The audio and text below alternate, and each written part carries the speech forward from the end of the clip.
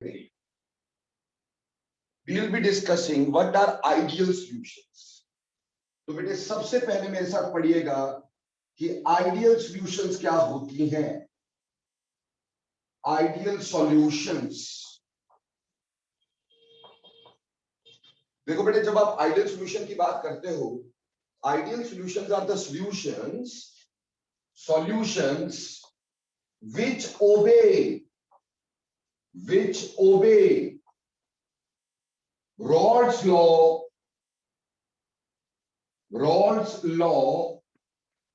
at every temperature and pressure।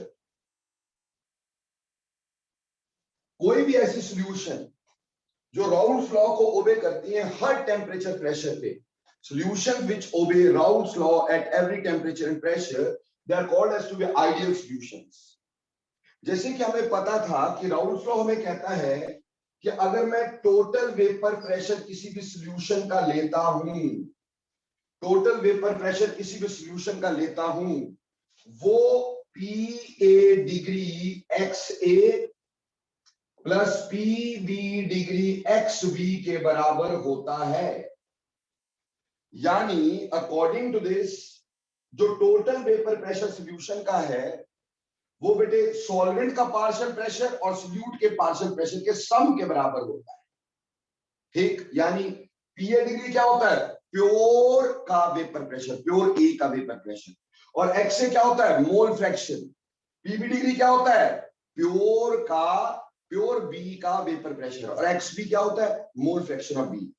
तो according to ideal solution हम उनको बोलते हैं जो इस लॉ को हर टेम्परेचर प्रेशर पे ओबे करती हूं, उनको हम लोग आइडियल सॉल्यूशन बोलते हैं। यानी अकॉर्डिंग टू राउल्ट्स लॉ हम ये भी जानते थे कि पार्शियल प्रेशर ऑफ ए का पार्शियल प्रेशर जो होगा वो PA डिग्री XA के बराबर होगा, ये राउल्ट्स लॉ ने हमें बताया था। और जो PB होगा वो PB डिग्री इंटू XB होगा। ठीक है बच्चे, तो बेसिकली जो इस लॉ को मान रही है कि अगर किसी भी सॉल्यूशन में पार्शियल प्रेशर A का देखा जाए तो उसके प्योर के प्रेशर और उसके मोल फ्रैक्शन का प्रोडक्ट हो तो उसको हम आइडियल सॉल्यूशन बोल देंगे। यानी सिंपल शब्दों में एक ही बात समझो कि which obey Raoult's law at every temperature and pressure, they are called as to be ideal solutions। अब आइडियल सॉल्यूशंस कब बनती हैं? ठीक, कब आइडियल सॉल्यूशन बनती है ये ध्यान दीजिएगा। ठीक, reason for the formation of ideal solution. देखो बेटा, सॉल्यूशन मान लो दो चीजों में बनाई जा रही है, एक है A और एक है B, इन दो में सॉल्यूशन बनाई जा रही है। तो पहले बेटा हमारे पास होना चाहिए कि forces before the formation of solution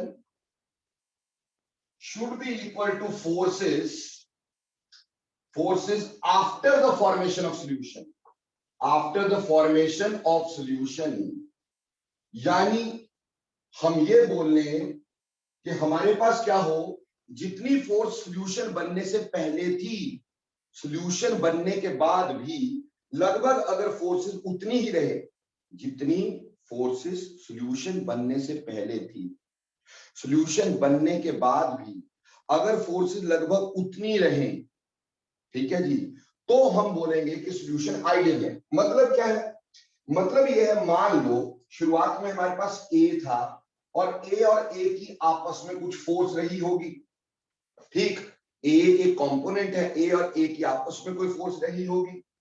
और दूसरा हमारे पास B था, B और B की आपस में कोई फोर्स रही होगी। ठीक, A और A में आपस में फोर्स रही होगी, B और B में आपस में फोर्स रही होगी। अब जब इनको मिक्स किया होगा बेटे तो हमारे पास A और B बना होगा, तो A और B के बीच में कोई फोर्स नहीं आई होगी।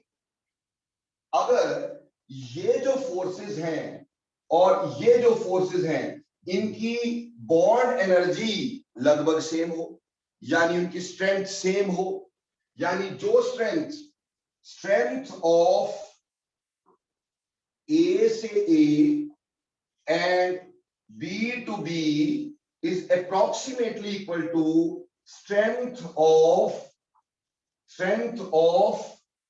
ए बी बॉन्ड। जितनी फोर्सेस इसमें थी या जितनी फोर्सेस इसमें थी, सॉल्यूशन बनने के बाद भी लगभग फोर्सेस वही रहे, तो हमारे पास क्या रहेगा, हमारे पास उस हिसाब से देखा जाए तो हम ये कह सकते हैं अगर strength of A to A और B to B is equal to strength of A to B तो आइडियल सॉल्यूशन बनेगी। पर सर कुछ समझ नहीं आ रहा है, पता नहीं चल रहा क्या बोले जा रहे हो, अंग्रेजी बोल रहे हो कि पश्तूनी बोल रहे हो, तो समझो थोड़ी सी बात। फोर्सेस सेम कब रहती हैं, फोर्सेस सेम कब रहती है ये समझना है। देखो बेटा, फोर्सेस सेम तब रहती हैं अगर मान लो केस वन आपने किसी नॉन पोलर चीज को किसी दूसरी नॉन पोलर चीज में डाल दिया। बेटा पहली भी नॉन पोलर थी और दूसरी भी नॉन पोलर, तो नॉन पोलर में कोई फोर्स आएगी नहीं खास, पहले होती नहीं बाद में होगी नहीं, तो फोर्सेस लगभग सिमिलर हो जाएंगी। जैसे फॉर एन एग्जांपल मेरे पास है मान लो बेंजीन, बोलो बेटा बेंजीन क्या पोलर होती है, नहीं होती है, और उसको किसका डाल दिया, टोल्यूइन, क्या टोल्यूइन पोलर होती है, नहीं होती है, तो हमने नॉन पोलर को नॉन पोलर में डाला, तो फोर्सेस जितनी पहले थी उतनी फोर्सेस बाद में रह गई, तो इससे सॉल्यूशन जो हमारे पास बना वो आइडियल सॉल्यूशन बन गया। सिमिलरली अगर मैं बोलूं हेक्सेन, ठीक, और प्लस बोलूं हेप्टेन, हेक्सेन और हेप्टेन, क्या हेक्सेन पहले पोलर थी, सर नहीं थी, और क्या हेप्टेन पोलर थी, सर नहीं थी, तो नॉन पोलर को नॉन पोलर में डाल दिया, तो जितनी फोर्सेस पहले रही होंगी, वीक फोर्सेस पहले रही होंगी, वीक फोर्सेस बाद में बन गई होंगी, तो यहां फोर्सेस जो है वो हमारे पास वीक बन गई हैं। क्लियर हो गया कि नहीं, और पहले भी वीक थी, तो ये आइडियल सॉल्यूशन हो गया। इसी तरह से अगर मैं बोलूं CH2 कार्बन डाइसल्फाइड और इसको डाला CCl4 में, ये दोनों भी नॉन पोलर है, तो जब कभी नॉन पोलर को नॉन पोलर में डालोगे तो डेफिनेटली आपकी सॉल्यूशन आइडियल बन जाएंगी, क्योंकि नॉन पोलर में बेटा आपस में फोर्सेस बहुत वीक होती हैं, और जब कोई दूसरा नॉन पोलर उसमें डालो तो उसमें भी खास फोर्सेस नहीं बनती, तो forces before the formation of solution is approximately equal two forces after the formation of solution. ऐसे केसेस में हमारे पास आइडियल सॉल्यूशन बनता है। एक दूसरा केस भी हो सकता है, केस नंबर 2 भी हो सकता है। अब केस नंबर 2 क्या है, पोलर को पोलर में मिक्स किया बट उनकी पोलैरिटी सिमिलर हो, सिमिलर पोलैरिटी वाली सॉल्यूशंस को मिक्स किया, सिमिलर पोलैरिटी कंपोनेंट्स को मिक्स किया, जिनकी पोलैरिटी लगभग एक जैसी है उनको मिक्स किया। जैसे मेरे प्यारे बच्चों, हमारे पास है मान लो ब्रोमोबेंजीन, बेंजीन के ऊपर ब्रोमीन, ये थोड़ा सा पोलर होगा, bromobenzene will be somewhat polar, और इसको डाल दिया किसमें, आइडोबेंजीन में, बेटा आइडोबेंजीन इज आल्सो पोलर, तो ब्रोमोबेंजीन आइडोबेंजीन पोलर है पर इनकी पोलैरिटी लगभग सेम है, तो जब पोलैरिटी लगभग सेम होती है तो क्या बनती है, आइडियल सॉल्यूशन। इसी तरह से अगर बोले इथाइल क्लोराइड और साथ में बोलते हैं इथाइल ब्रोमाइड, बेटा इसमें भी पोलैरिटी लगभग सेम है। अगर बोले मिथाइल अल्कोहल और साथ में बोले इथाइल अल्कोहल, बेटा इसमें भी पोलैरिटी लगभग सेम है। तो दो जगह पे रट्टा नहीं मारना, कॉन्सेप्ट को समझना, दो जगह पे आइडियल सॉल्यूशन बन सकती है। यहां तो नॉन पोलर को नॉन पोलर में डाल दो, और यहां फिर अगर पोलर है तो उनकी पोलैरिटी सिमिलर होनी चाहिए, यानी यहां तो दोनों ही हैलाइड हो, ये भी देखो दोनों हैलाइड है, ये भी दोनों हैलाइड है, या दोनों एल्कोहल हो या दोनों कीटोन्स हो, तो उनकी पोलैरिटी लगभग क्या हो जाएगी, सेम हो जाएगी, and they will give rise to ideal solutions. ठीक है बच्चे, क्लियर। तो पहली बात, अगर आपसे पूछा जाए आइडियल सॉल्यूशन क्या है, तो कहना है आइडियल सॉल्यूशन वो है which obey Raoult's law at every temperature pressure, जो इस फॉर्मूला को, इन चीजों को ओबे करती है, वो आइडियल सॉल्यूशन होती है। आइडियल सॉल्यूशन बनने का रीजन क्या होता है? का रीजन ये होता है जितनी फोर्सेस पहले थी सॉल्यूशन बनने से पहले, लगभग उतनी फोर्सेस बाद में है, फोर्सेस में कोई ज्यादा चेंज नहीं आया है। पर वो कब आता है? वो तब होता है बेटे जब एक नॉन पोलर को नॉन पोलर में डाल दें या सिमिलर पोलैरिटी वाले को डाल दें, तो सॉल्यूशंस आइडियल होंगी, वो राउल्स लॉ को हमेशा ओबे करेंगी। अब इनकी प्रॉपर्टीज के बारे में पढ़ते हैं। ये जो आइडियल सॉल्यूशन है इनकी क्या क्या प्रॉपर्टीज होती होंगी, इनकी क्या क्या प्रॉपर्टीज होती होंगी। Let me study the properties of ideal solution. देखो ना, प्रॉपर्टी ऑफ आइडियल सॉल्यूशन में सबसे पहली बात, ऐसे सॉल्यूशन में delta H of solution is approximately or you can say zero, यानी सॉल्यूशन बनते हुए एंथैल्पी का चेंज इज जीरो, यानी no heat is evolved, no heat is absorbed. Solution बनते ना हीट एब्सॉर्ब होगी ना हीट इवॉल्व होगी। क्यों? देखो भैया, जितनी फोर्स पहले थी उसको तोड़ने के लिए जितनी एनर्जी लगी, वैसी फोर्स बाद में बन गई, जितनी एनर्जी लगी उतनी रिलीज हो गई, तो नेट चेंज इन एंथैल्पी क्या होगा बेटा? जीरो होगा। नेट चेंज इन एंथैल्पी क्या होगा? जीरो होगा। यानी यहां पे एंथैल्पी का चेंज बिल्कुल जीरो होता है। ये बिल्कुल क्लियर मान के चलना है कि हमारे पास सॉल्यूशन बनाते ना हीट एब्सॉर्ब होती है ना हीट इवॉल्व होती है। क्लियर? क्योंकि जितनी फोर्सेस पहले थी उसको तोड़ने में जितनी एनर्जी लगी, फोर्सेस बाद में उतनी बन गई, उतनी एनर्जी रिलीज हो गई, net change in enthalpy becomes zero, इसलिए delta H of solution becomes zero. ठीक। दूसरी बात, delta V of mixing, mix करते हुए volume change is also zero. Mix करते हुए volume change is also zero. What does this means? जैसे बेटे मान लो आपने 10 मिलीलीटर को 10 मिलीलीटर में डाला और बेटा हमारे पास 20 मिलीलीटर बन गया, कोई वॉल्यूम का चेंज नहीं हुआ। तो सर होना तो ऐसे ही होता है भैया, 10 मिलीलीटर को 10 मिलीलीटर में डालोगे तो 20 ही मिलेगा। नहीं, ऐसा नहीं होता है। कई बार 10 मिलीलीटर को 10 मिलीलीटर में डालो ना, 19 ही रह जाता है यार, तो इसका मतलब वो आइडियल सॉल्यूशन नहीं है। कई बार 10 मिलीलीटर को 10 मिलीलीटर में डालो 22 हो जाता है, इसका मतलब वो भी आइडियल सॉल्यूशन नहीं है। यहां पे जितना वॉल्यूम डाला था उतना ही रह गया, 10 को 10 में डाला 20 मिलना था, 20 ही रह गया। तो वॉल्यूम का चेंज ड्यूरिंग मिक्सिंग वो जीरो है। क्यों भैया? जितनी फोर्सेस पहले थी उतनी फोर्सेस बाद में रही, यानी मॉलिक्यूल ने एक दूसरे को जो पकड़ के रखा था, जितनी फोर्स से पहले पकड़ के रखा था उतनी फोर्स से बाद में पकड़ के रखा।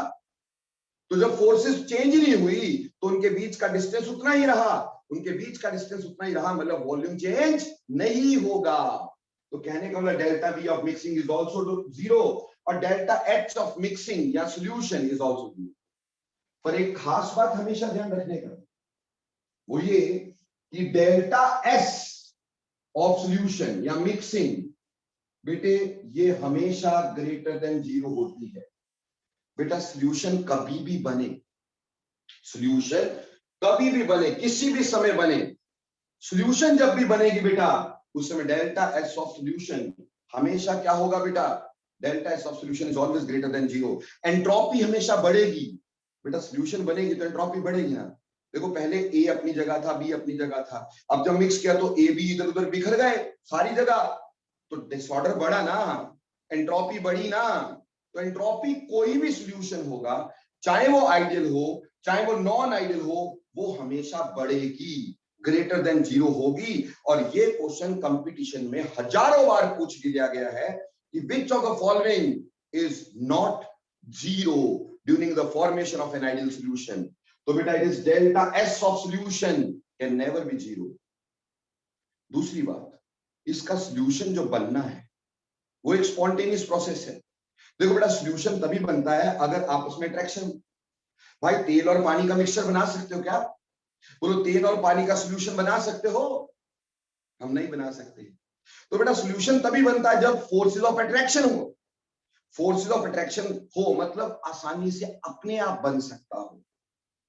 इसलिए डेल्टा जी यानी gives energy change during the mixing और during the formation of solution is negative.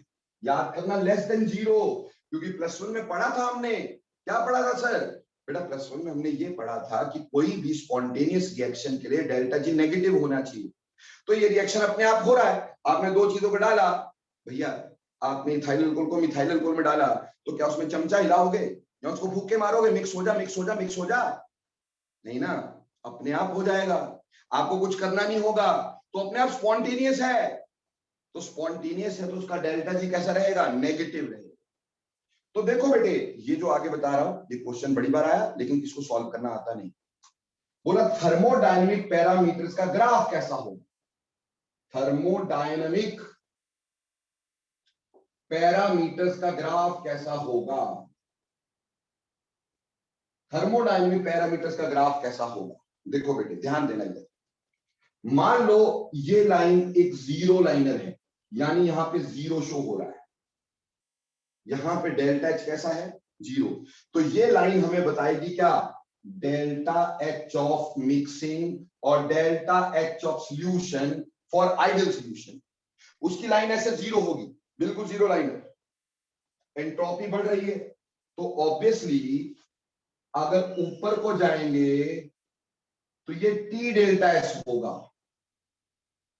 ठीक, क्योंकि पॉजिटिव है। हम ये जानते थे बेटा डेल्टा जी जो होता है वो delta H minus T delta S होता है। प्लस वन में ऐसा करवाते ना कि delta G is equal to delta H minus T delta S. अब हमें ये तो पता है कि इसकी वैल्यू जीरो है, ये पता चल गया है, बीच में माइनस है, ये पता चल गया इसकी वैल्यू पॉजिटिव है। ग्रेटर देन जीरो का मतलब पॉजिटिव होती है ना, तो पॉजिटिव ऊपर वाली लाइन आई। बट पॉजिटिव और नेगेटिव मिलके क्या हो गए? नेगेटिव। तो डेल्टा जी कैसा रहेगा? नेगेटिव। तो बेटा डेल्टा जी का ग्राफ ऐसे रहेगा, ठीक। तो ये नीचे वाला जो ग्राफ है ये डेल्टा जी बता रहा है, ठीक, जीरो लाइनर पे डेल्टा एच है, और ये बन गया टी डेल्टा एस। मतलब डेल्टा एच की वैल्यू जीरो है, टी डेल्टा एस की ग्रेटर देन जीरो है, डेल्टा जी की लेस देन जीरो है। ये थर्मोडायनेमिक पैरामीटर्स का ग्राफ कहलाता है, ठीक है जी। वहीं पर इसमें राउल्ट्स लॉ का ग्राफ कैसा दिखाई देगा? इन सॉल्यूशन में राउल्ट्स लॉ का ग्राफ कैसा दिखाई देगा? राउल्ट्स लॉ का ग्राफ कैसा दिखाई देगा? बेटे राउल्ट्स लॉ का ग्राफ हमने पिछली बार बनाया था आपके साथ। हमने कहा था कि मान लो हमारे पास ये एक ग्राफ है, ठीक, और कैसे बनाया था बेटे हमने? इस साइड बेटे वेपर प्रेशर लिया था ऊपर की तरफ को, यहां बोला था मोल फ्रैक्शन ऑफ ए 1 है और मोल फ्रैक्शन ऑफ बी 0 है, यानी इस पॉइंट पर, ये जो पॉइंट है यहां सिर्फ प्योर ए है, यहां सिर्फ प्योर ए है। और हमने कहा था इस साइड जाते हुए हमने मोल फ्रैक्शन ऑफ बी को बढ़ाया, इस साइड जाते हुए मोल फ्रैक्शन ऑफ बी बढ़ गया, और मोल फ्रैक्शन ऑफ बी बढ़ गया, यहां पर आकर के हमने बोला था मोल फ्रैक्शन ऑफ ए 0 हो गया और मोल फ्रैक्शन ऑफ बी 1 हो गया, यानी इस पॉइंट पे प्योर बी हो गया, इस पॉइंट पे प्योर बी हो गया। तो ये लाइन हमें प्योर ए का प्रेशर बताएगी, ये लाइन हमें प्योर बी का प्रेशर बताएगी। जैसे हमने बोला था कि मान लो this is P A degree और ये हमारे पास P B degree. What is P A degree? Vapour pressure of pure A. And what is P B degree? Vapour pressure of pure B. इस साइड जाते हुए ए के मोल कम हो रहे हैं क्योंकि बी डाल रहे हैं ना बी, तो ए के मोल कम हो रहे हैं, उसका प्रेशर कम होगा कि नहीं? तो इसका प्रेशर कम होता जाएगा, कम होता जाएगा, कम होता जाएगा, कम होता जाएगा। क्यों? यहां देखो ना भाई कि partial pressure of A is P A degree X A. जब हम एक्स बी डाल रहे हैं तो एक्स से कम होता जाएगा, एक्स से कम होता जाएगा तो ये वैल्यू कम होती जाएगी, इसलिए ग्राफ ऐसा हो गया। यहाँ पे x से 0 हो गया, x से 0 तो इसका प्रोडक्ट 0, इसलिए पीए क्या आ जाएगा 0, इसलिए 0 पे आ गए। अब इस साइड जाएंगे तो इस साइड B कम होगा, अगर B कम होगा तो उसका प्रेशर कम होगा, ये ग्राफ किसका आएगा, ये B का आ जाएगा। ठीक है जी, इन दोनों के टॉप्स को मिलाएंगे तो ये आ जाएगा पार्शियल प्रेशर, यानी ये हमारे पास PA का लाइन था, ये PB का लाइन था, और ये P टोटल का लाइन यानी P सॉल्यूशन का लाइन है भाई, which is PA plus PB। तो इसका ग्राफ जैसा राउल्स लॉ का ग्राफ था वैसे ही रहना है। ठीक, कि जैसे इस साइड जा रहे हैं A का प्रेशर कम होता जा रहा है, क्यों, क्योंकि X से कम होता जाएगा, इस साइड B बढ़ रहा है ना, B बढ़ रहा है ना, तो A कम होता जाएगा। अगर A कम होता गया तो उसका पार्शियल प्रेशर कम होता जाएगा, यानी ये ग्राफ नीचे नीचे नीचे नीचे नीचे जाएगा। सिमिलरली इस साइड को B कम हो रहा है तो ये नीचे नीचे नीचे आएगा, इसकी टॉप्स को मिला देंगे, टोटल सॉल्यूशन का प्रेशर आएगा। तो ऐसा ग्राफ हमारे पास रॉल्स लॉ का बनेगा आइडियल सॉल्यूशंस के लिए। अब सबसे पहली बात, इस सारे को एक बार फटाफट से चुटकियों के बीच में रिवाइज कर दो ताकि नो रट्टा and everything in the mind. क्या सबसे पहले पूछा सर आइडियल सॉल्यूशन क्या होती है, तो क्या बोलोगे, बोलना जी आइडियल सॉल्यूशन वो होती है जहां पे it obey Raoult's law at every temperature pressure. हर टेम्परेचर प्रेशर पे जो राउल्स लॉ को ओबे करती है वो आइडियल सॉल्यूशन होती है, यानी जिसमें हम बोल सकते हैं vapour pressure observe is equal to vapor pressure calculated, यानी एक्सपेरिमेंटली जो वेपर प्रेशर निकल के सामने आया वो कैलकुलेटेड, यानी इस फॉर्मूला से जो निकाला वो बराबर है। तो मेन बात है कि इसमें वेपर प्रेशर राउल्स लॉ से निकाला जा सकता है, so it obeys Raoul's law at every temperature pressure. Vapour pressure observe यानी एक्सपेरिमेंटली देखा, कैलकुलेटेड यानी राउल्स लॉ लगाया, अगर वो सेम आ रहा है तो मतलब राउल्स लॉ ओबे हो रहा है।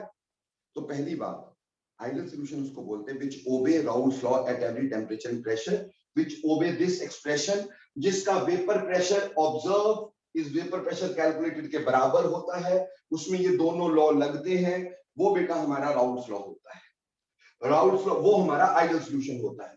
आइडियल सॉल्यूशन सिर्फ तभी बनता है अगर सॉल्यूशन बनने से पहले वाली फोर्सेस और सॉल्यूशन बनने के बाद वाली फोर्सेस वो सेम हो, यानी मैंने बोला बॉन्ड एनर्जी या strength of A and A और B is approximately equal to A और बी। और ये कब हो सकता है, ये तब हो सकता है जब एक नॉन पोलर चीज को नॉन पोलर में डालो, या फिर जिनकी पोलैरिटीज लगभग सेम हो उनको आपस में मिक्स करो तो आइडियल सॉल्यूशन बनती है। ठीक, जैसे नॉन पोलर में benzene toluene hexane heptane CS2 CCl4, ऐसी कोई भी चीजें, बेंजीन CCl4 नॉन पोलर। और अगर पोलैरिटी सेम तो जैसे हलाइड्स हो, दोनों एल्कोहल्स हो, दोनों एसीटोन्स हो, या दोनों कीटोन्स हो, दोनों एल्डिहाइड्स हो, ठीक, दोनों कार्बोक्सिलिक एसिड्स हो, सेम नेचर हो, तो उसमें आइडियल सॉल्यूशन बन जाता है।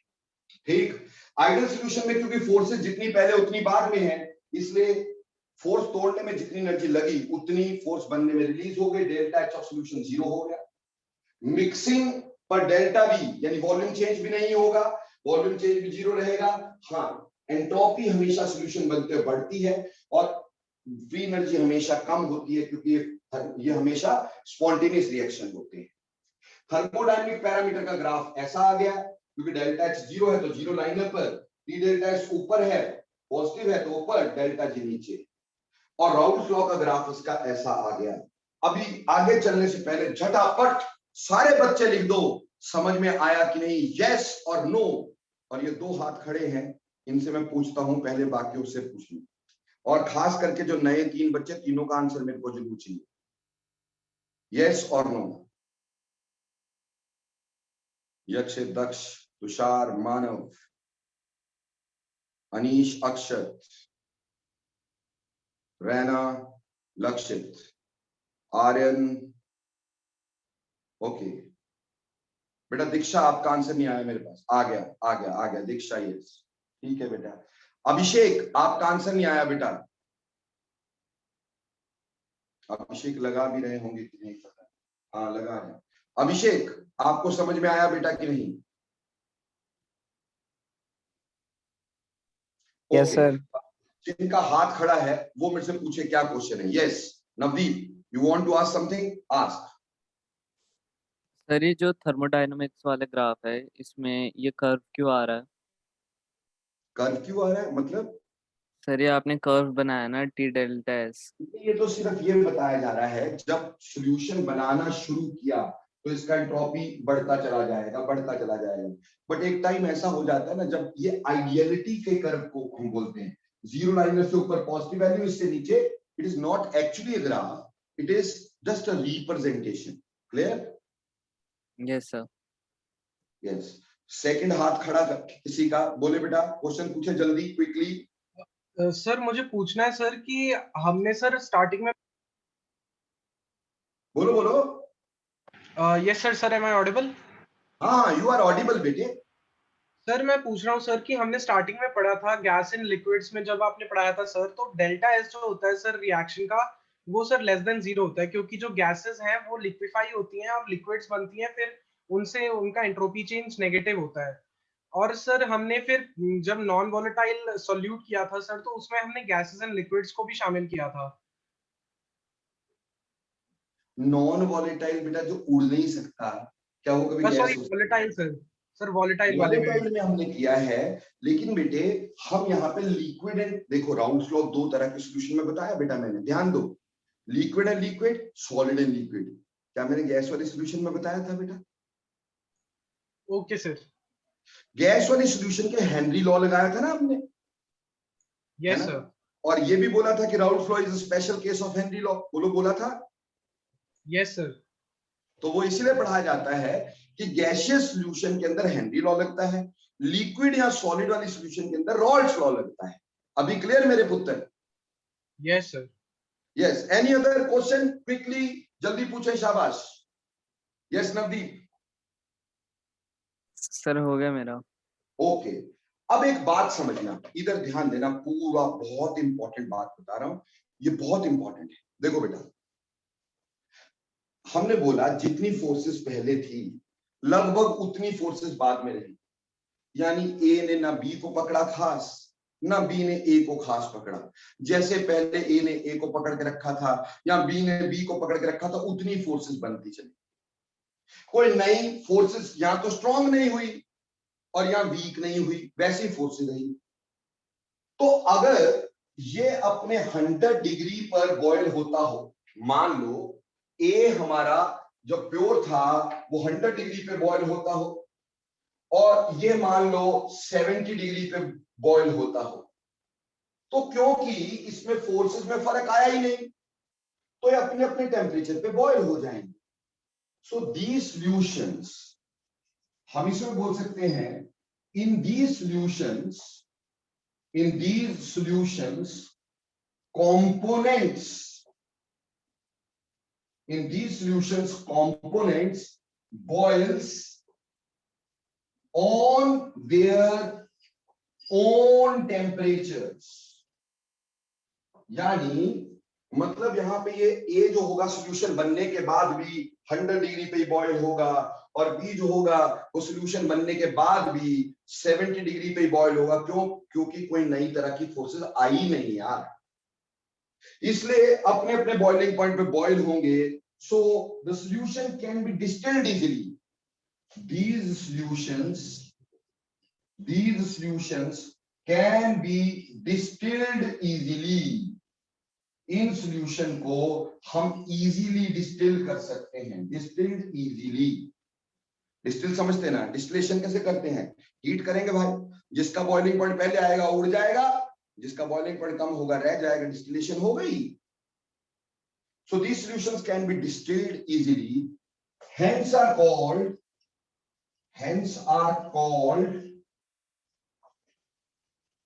zeotrophs। बेटा पूरा ध्यान देना, ये जियोट्रॉप्स बोला मैंने, जियोट्रॉप्स। सो ऐसे सॉल्यूशंस को इजीली डिस्टिल किया जा सकता है, डिस्टिल करी जाने वाली सॉल्यूशंस को जियोट्रॉप्स बोलते हैं। यानी इनको सेपरेट करना है वेरी इजी। आप हीट करो, कंपोनेंट अपने बॉइलिंग पॉइंट पे, जिसका बॉइलिंग पॉइंट पहले आएगा वो बॉइल कर जाएगा, अलग अलग हो जाएंगे, प्यूरिफाई हो जाएंगे। यानी इनको सेपरेट किया जा सकता है So these are called as zeotrophs. बेटा zeotrophs which can be distilled, जिसको डिस्टिल किया जा सकता है। बेटा बोलो क्लियर हो गया कि नहीं?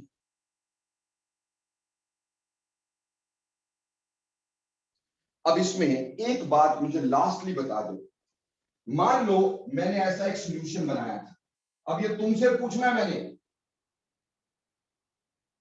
मैंने एक वेसल लिया, उस वेसल के अंदर मैंने ऐसा ही एक सॉल्यूशन बनाया, उस सॉल्यूशन के अंदर बेटे जी यहां पे ए भी है, ये मान लो नीले नीले वाला ए है और ये रेड रेड वाला बी है,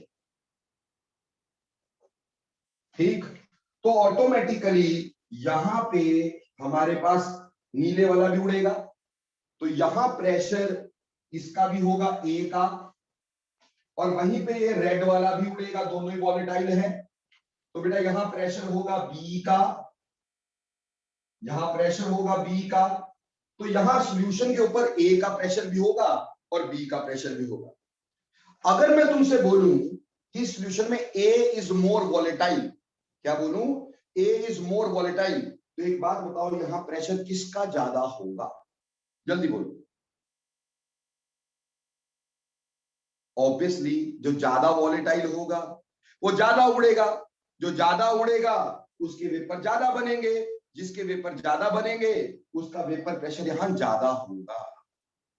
यानी बेटे यहां पे वेपर प्रेशर ए का will be more than B if A is more volatile. If A is more volatile, अगर ए ज्यादा वॉलेटाइल है, ज्यादा आसानी से उड़ता है, तो बेटा सॉल्यूशन के ऊपर उसका प्रेशर ज्यादा होगा और बी का प्रेशर कम होगा। बेटा I think so ideal solution अच्छे से क्लियर हो गई, everything you have studied and with logics.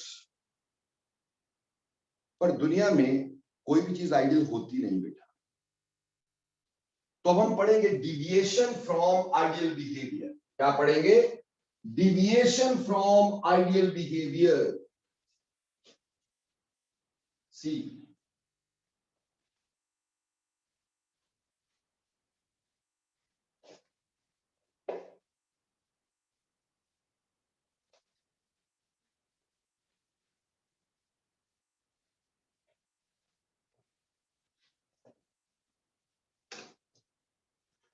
deviation from ideal behavior.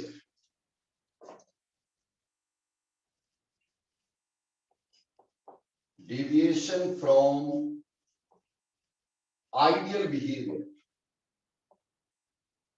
देखो बेटा जी, दुनिया में कोई भी चीज आइडियल होती नहीं है, so there is a deviation from that of ideal behavior. बेटा आइडियल बिहेवियर से दो तरह की डिविएशन हो सकती है, या जिसको हम बोलते हैं पॉजिटिव डिविएशन, या जिसको हम बोलते हैं नेगेटिव डिविएशन। हम दोनों तरह के डिविएशंस को पढ़ेंगे। सबसे पहले हम पढ़ेंगे solutions showing positive deviation from Rolle's law। पहली बात आएगी solution showing positive deviation from Raoult's law. वो सॉल्यूशन जो पॉजिटिव डिविएशन शो करती हैं। पहली बात कि पॉजिटिव डिविएशन का मतलब क्या है? देखो बेटा पॉजिटिव डिविएशन का मतलब ये हो गया, देखो जब डिविएशन बोल रहे हैं तो इसका मतलब कि रॉल्स लॉ को माना नहीं जा रहा है, ठीक है। पॉजिटिव डिविएशन का मतलब क्या है बेटा? पॉजिटिव डिविएशन का मतलब होता है when vapor pressure observed is greater than vapor pressure theoretical मतलब जो कैलकुलेटेड है, theoretical यानी राउल्स लॉ से जो कैलकुलेट किया, जितना वेपर प्रेशर आना चाहिए था उससे ज्यादा आया भाई, एक्सपेरिमेंटली उससे ज्यादा आ रहा है। जितना वेपर प्रेशर आना चाहिए था एक्सपेरिमेंटली उससे वेपर प्रेशर ज्यादा आ रहा है, तो उसको बोल रहे हैं पॉजिटिव डिविएशन। मतलब P of solution is greater than PA degree XA plus PB degree XB होना चाहिए था बराबर, लेकिन जब निकाला तो आया ज्यादा। तो जो आपका ऑब्जर्व वेपर प्रेशर है वो थ्योरेटिकल से ज्यादा आ गया। जब हमने ऑब्जर्व किया, कैलकुलेट किया, तो बेटा वो ज्यादा आ गया। अब ज्यादा क्यों आया होगा? तो चलिए जी, रीजन फॉर पॉजिटिव डिविएशन, क्या रीजन रहा होगा? देखो बेटा, इसका मतलब ये रहा होगा कि हमारे पास अब वेपर प्रेशर ज्यादा उड़ रहा है, तो इसका मतलब ये होगा कि forces before the formation of solution, before the formation of solution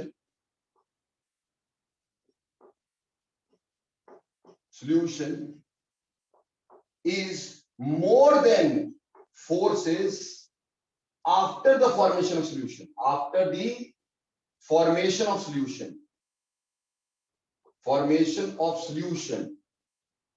देखो इसका मतलब है पहले फोर्सेस स्ट्रॉन्ग थी और बाद में सॉल्यूशन बन के फोर्सेस वीक हो गई, तो ज्यादा आसानी से उड़ पा रहा है।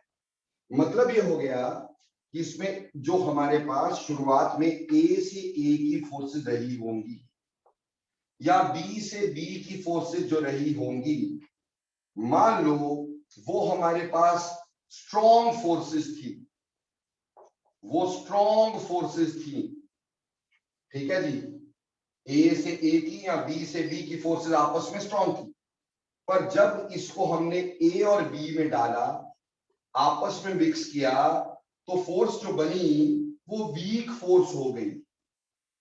वीक हो गई तो बेटा A ने B को नहीं पकड़ के रखा और B ने A को नहीं पकड़ के रखा, A भी उड़ सका और B भी आसानी से उड़ सका, दोनों का वेपर्स ज्यादा बन सके, उनका प्रेशर ज्यादा हो सका, वेपर प्रेशर ज्यादा हो गया।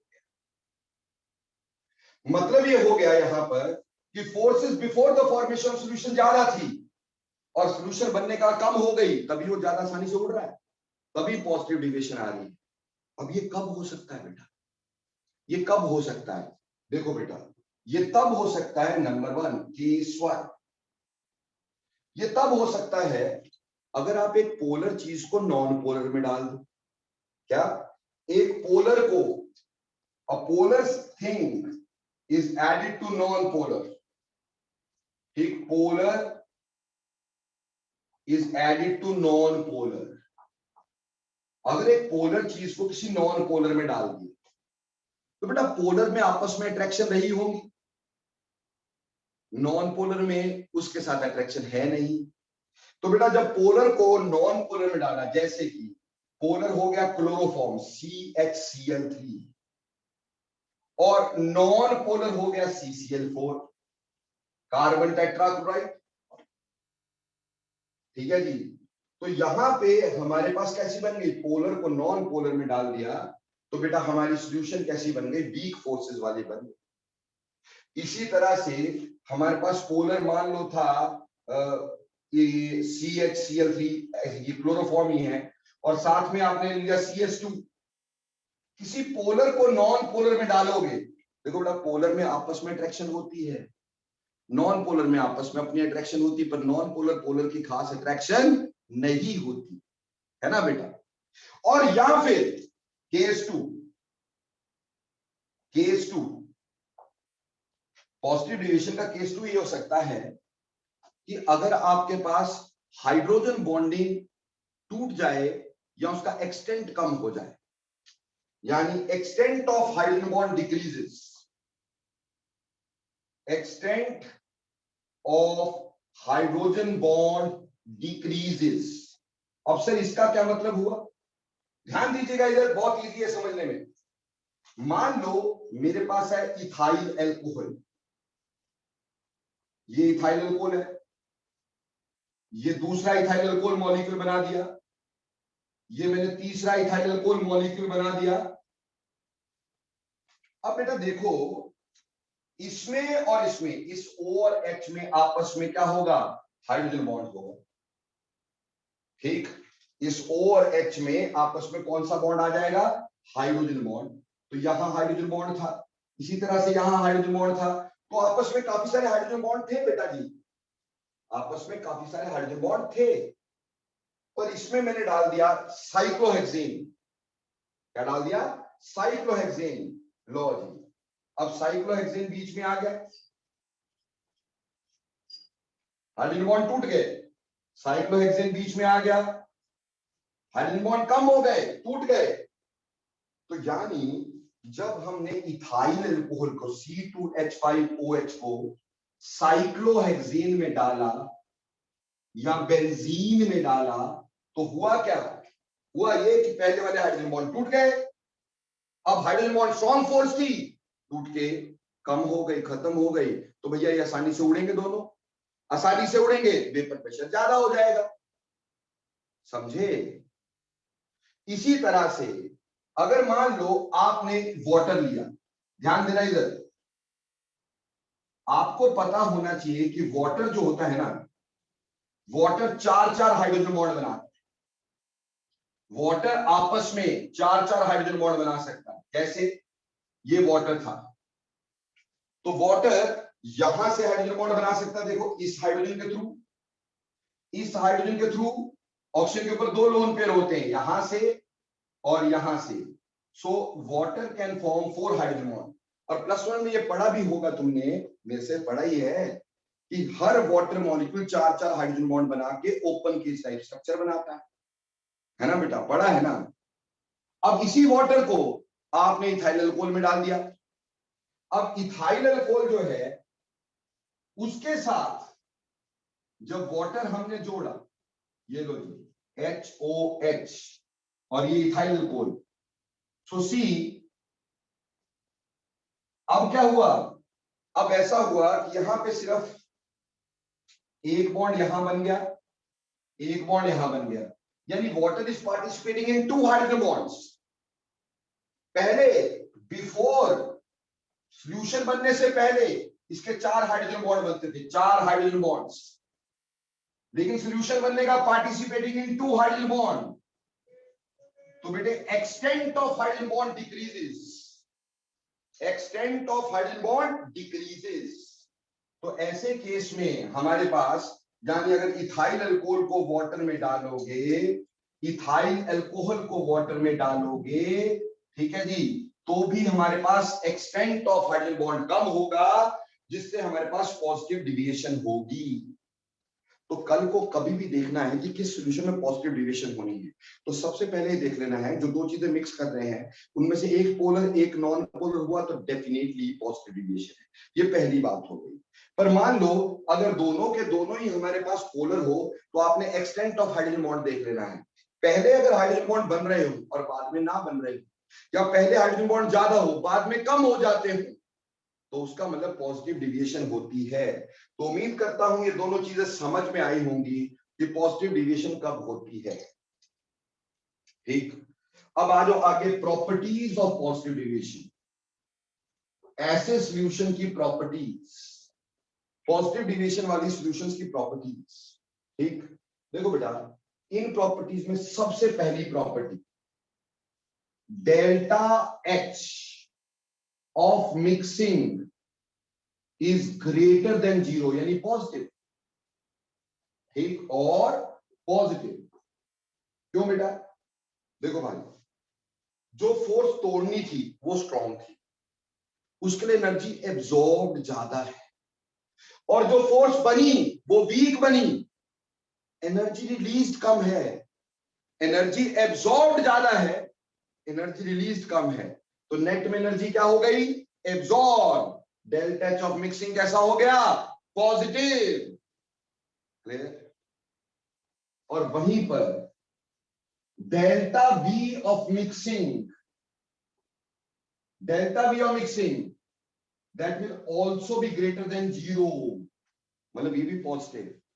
मतलब यहां 10 मिलीलीटर को जब आपने 10 मिलीलीटर में डाला, बनना चाहिए था 20, पर बन गया भैया 22 मिलीलीटर, एक्स्ट्रा हो गया।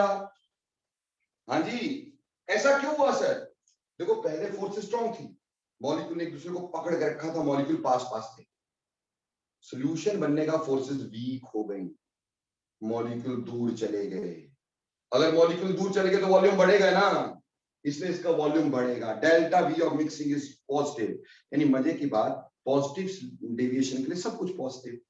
डेल्टा एच भी पॉजिटिव, डेल्टा एस भी पॉजिटिव। डेल्टा एस तो पॉजिटिव होता ही होता है बेटा। Delta S of mixing is always positive, is always positive for solutions which don't obey, or you can say obey Raoult's law. Liquid in liquid type, liquid in solid type solution में delta S हमेशा greater than 0 होता है। ठीक, अब accordingly अगर मैं delta G की बात करूंगा, ठीक, तो हमें पता है कि डेल्टा जी जो होता है वो delta H minus T delta S होगा।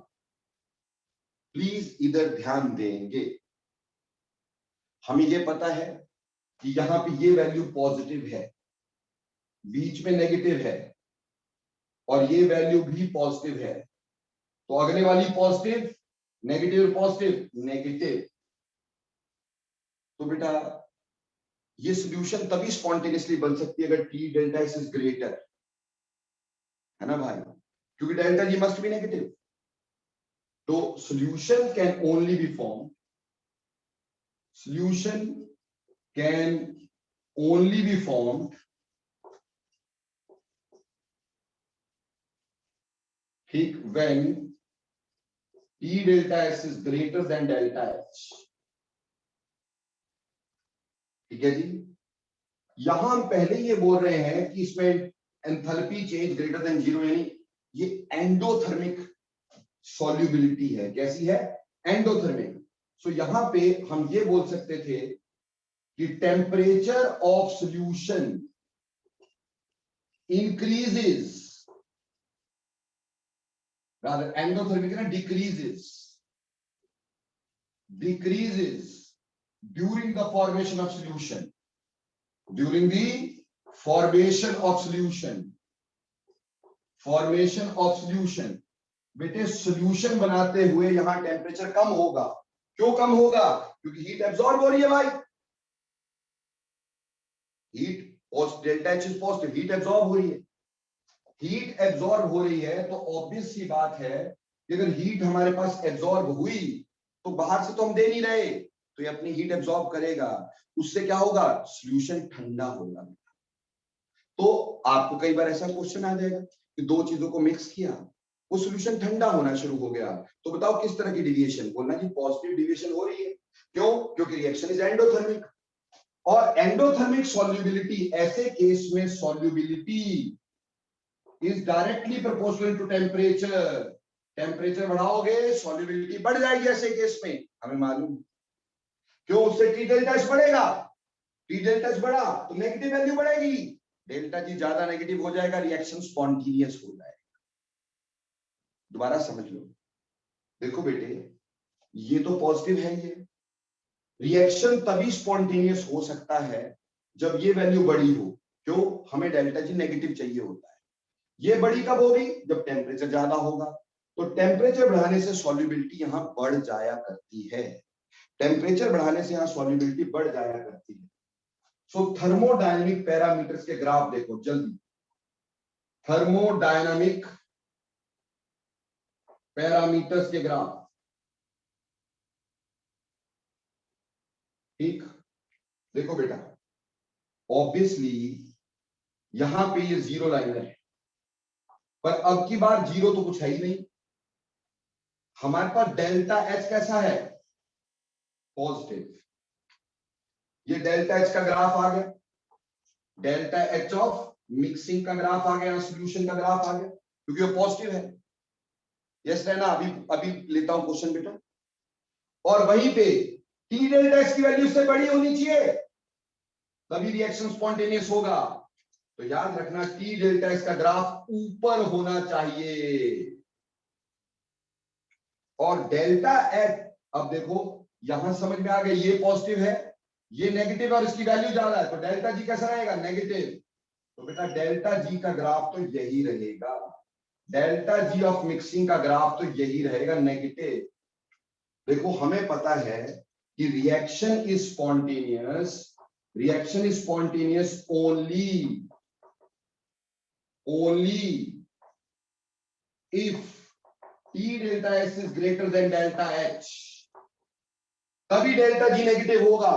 तो T डेल्टा S का ग्राफ ऊपर, डेल्टा H का नीचे, तो डेल्टा G नेगेटिव होगा। यस रहना। अब पूछो बेटा, क्या पूछना चाह रही हो बच्ची? सर आपने कहा कि solubility is directly proportional to temperature, तो टेम्परेचर सर यहाँ डिक्रीज हो रहा है तो फिर सॉल्युबिलिटी भी डिक्रीज होगी। दो चीजों को मिक्स कर गई बेटा। देखो, हमने बोला कि हमने कुछ नहीं किया, टेम्परेचर नहीं दिया, ठीक, हमने दो चीजों को ऐड किया तो धीरे धीरे ठंडी हो रही है। क्यों? क्योंकि रिएक्शन एंडोथर्मिक है ना, हीट एब्जॉर्ब हो रही है, क्योंकि डेल्टा एच ऑफ मिक्सिंग कैसा है, ग्रेटर देन 0, यानी हीट एब्जॉर्ब हो रही है। अगर हीट एब्जॉर्ब हो रही है, आप तो दे नहीं रहे, तो भैया वो सॉल्यूशन की अपनी हीट एब्जॉर्ब होगी, अपनी हीट एब्जॉर्ब होगी, उसका टेम्परेचर कम होगा।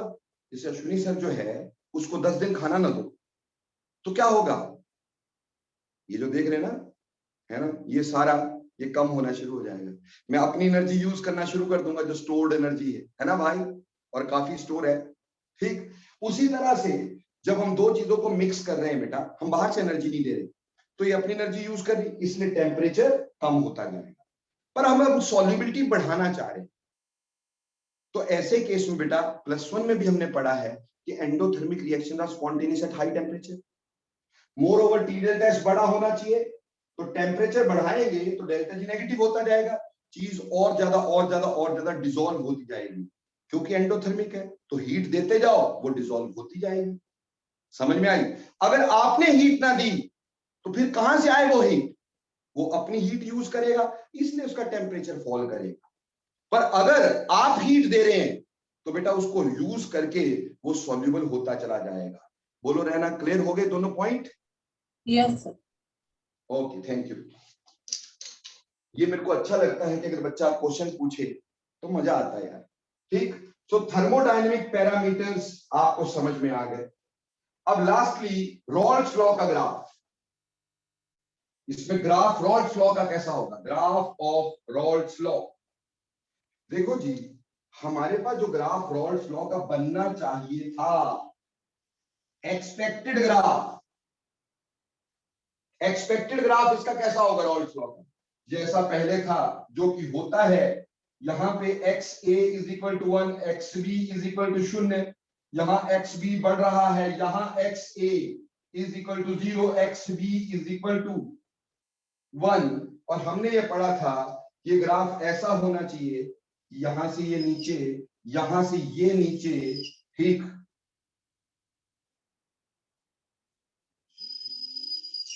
ठीक है जी, ये पढ़ा था और इसके टॉप्स को मिला, ये रॉल्स लॉ का ग्राफ था, this was the graph of Raoult's law.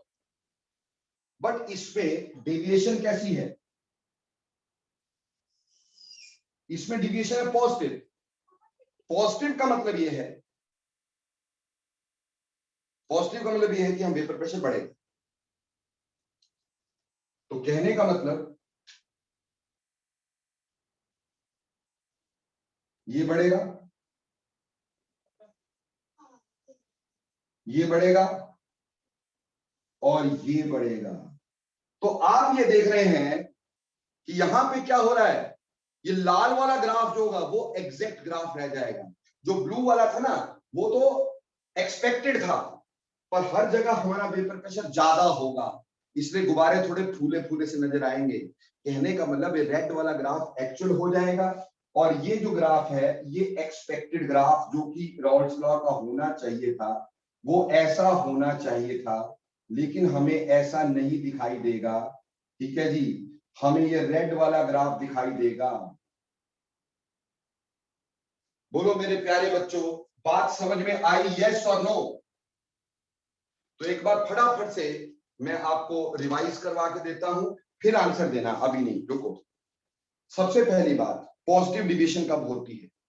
Positive deviation क्या होती है बेटा? पॉजिटिव डिविएशन होती है जब आपका vapour pressure observe theoretical vapour pressure से ज्यादा होता है, यानी राउल्स लॉ में जो सॉल्यूशन में प्रेशर आना चाहिए वो इससे ज्यादा आए। ये तब हो सकता है अगर पहले फोर्सेस क्या हो, स्ट्रॉन्ग, बाद में वीक हो जाए, चीजें आसानी से उड़ सके, चीजें आसानी से उड़ सकें, तो उससे वेपर प्रेशर बढ़ेगा। तो फोर्सेस पहले स्ट्रॉन्ग थी, बाद में वीक हो गई। ये कब हो सकती है? जब एक पोलर को नॉन पोलर में मिक्स करो, और या फिर मिक्स करते हाइड्रोजन बॉन्ड का एक्सटेंट कम हो जाए, तो ऐसे केस में पॉजिटिव डिविएशन होती है। प्रॉपर्टीज में डेल्टा एच ऑफ मिक्सिंग कैसा होगा? Positive. In this solution cools down during the formation. This solution cools down during the formation and delta V of mixing greater than 0, यानी volume बढ़ेगा। क्यों? Forces week होती चली गई। Delta S तो हमेशा ही पॉजिटिव होगा, डेल्टा जी हमेशा नेगेटिव होता है। इसको नेगेटिव बनाने के लिए टी डेल्टा एस बड़ा होना चाहिए, यानी टेम्परेचर बढ़ाने से यहाँ सॉल्युबिलिटी बढ़ेगी। थर्मोडायनेमिक पैरामीटर में डेल्टा एच का graph positive, T delta S का भी पॉजिटिव, डेल्टा जी का नेगेटिव। जीरो लाइनर पे कोई नहीं आया। ग्राफ ऑफ राउल्ट्स लॉ देखोगे तो ये ऊपर की तरफ को होंगे, ग्राफ जैसे होने चाहिए उससे ऊपर की तरफ को होंगे, तो ये पॉजिटिव डेविएशन का ग्राफ होगा। बोलो मेरे प्यारे बच्चों, अभी सारे कि क्या आपको समझ में आया कि नहीं आया? खास करके जो मैंने बार बार बोला, जो नए बच्चे हैं उनका आंसर बहुत जरूरी चाहिए। यस, रैना का यस आ गया, एंजल का आ गया, अक्षत का आ गया, करण ठीक ठीक, शाबाश, अनीश, अमृता,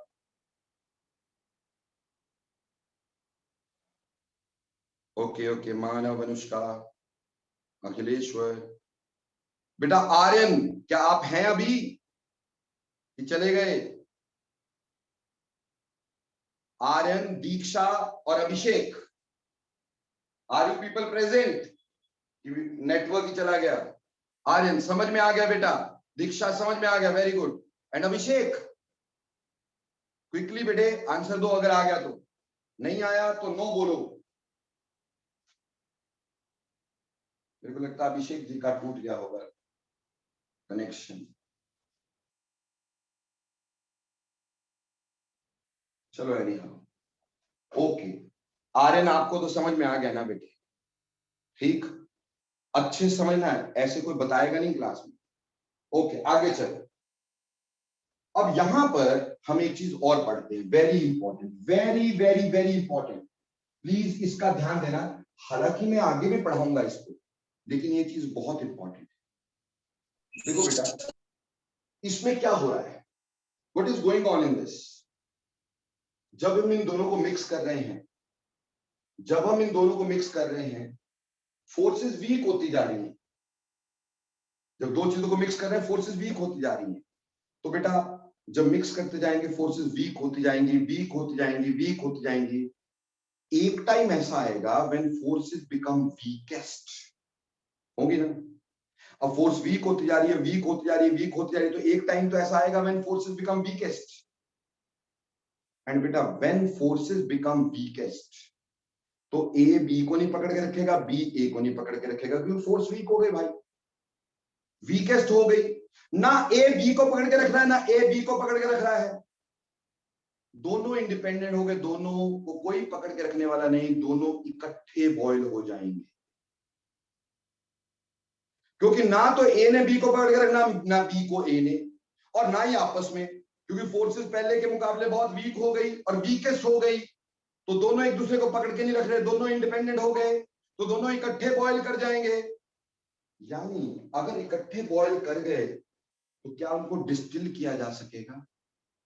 जैसे मान लो इसका बॉइलिंग पॉइंट आपके पास 100 डिग्री है और इसका 70 डिग्री है। अब at the time when forces become weakest, when forces become weakest, at the time when forces become weakest, एक ऐसे टाइम पे जब फोर्सेस वीकेस्ट हो जाए, सबसे वीक हो जाए, तो ऐसे केस में ए बी को नहीं पकड़ के रखेगा, बी ए को नहीं पकड़ के रखेगा, एक दूसरे से इंडिपेंडेंट होंगे। So both A and B boils simultaneously,